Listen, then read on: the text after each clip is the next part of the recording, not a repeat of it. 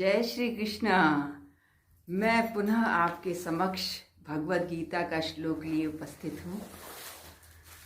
पांडवों के 12 वर्ष के वनवास और 1 वर्ष के अज्ञातवास के बाद जब उन्होंने अपना आधा राज मांगा तो दुर्योधन ने कहा कि तीखी सुई की नोक के बराबर भी मैं जमीन तुम्हें बिना युद्ध के नहीं दूंगा।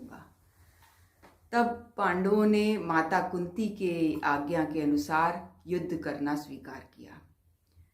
माता कुंती बहुत ही सहिष्णु और विलक्षण माता थी। विलक्षण इसलिए कि उनमें सुख लोलुपता बिल्कुल भी नहीं थी। उनको 2 बातों के लिए असहनीय पीड़ा थी। एक तो उनकी प्रिय पुत्रवधू द्रौपदी का सभा में अपमानित करके निर्वस्त्र करने की घृणित चेष्टा करना, जो कि मनुष्यता नहीं थी। और दूसरा, जब पांडव ने संधि का प्रस्ताव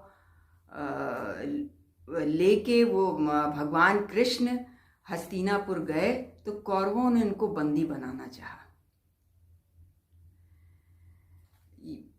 महर्षि वेद व्यास जी का धृतराष्ट्र के प्रति अथाह स्नेह था। इस स्नेह के कारण उन्होंने धृतराष्ट्र से कहा कि देखो, क्षत्रियों इस युद्ध में क्षत्रियों का संहार होना अवश्यंभावी है, इसे कोई टाल नहीं सकता। अगर तुम युद्ध देखना चाहते हो तो मैं तुम्हें दिव्य दृष्टि देता हूँ, ताकि तुम वहाँ पे सारी घटनाओं को समझ लो और सैनिकों के मन में आई हुई बातों को भी जान लोगे। धृतराष्ट्र ने कहा कि मैं जीवन भर अंधा रहा, अब मैं अपने परिवार का संहार कैसे देखूं?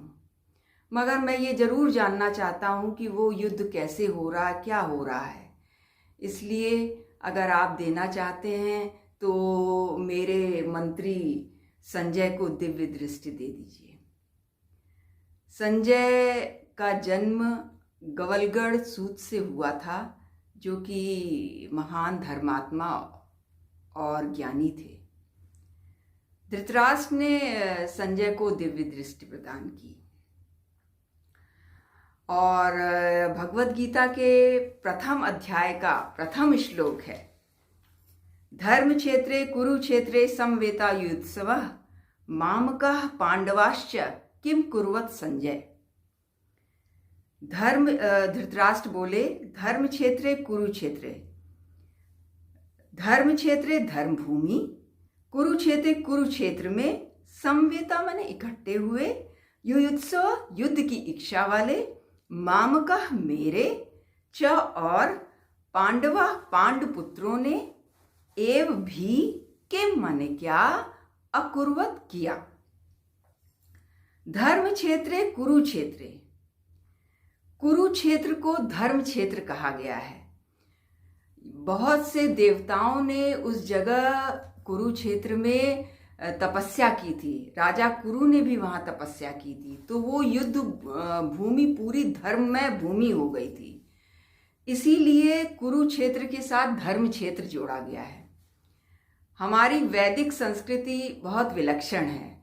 हम कोई भी कार्य करते हैं तो धर्म को आगे रख के करते हैं। युद्ध जैसा कार्य भी हम धर्म भूमि में करना चाहते हैं, ताकि जो इस जगह मृत्यु को प्राप्त हो वो उसका उद्धार हो जाए। समवेता इकट्ठे हुए, युयुत्सव युद्ध की इच्छा से। युद्ध की इच्छा दोनों में थी, मगर बहुत अंतर था।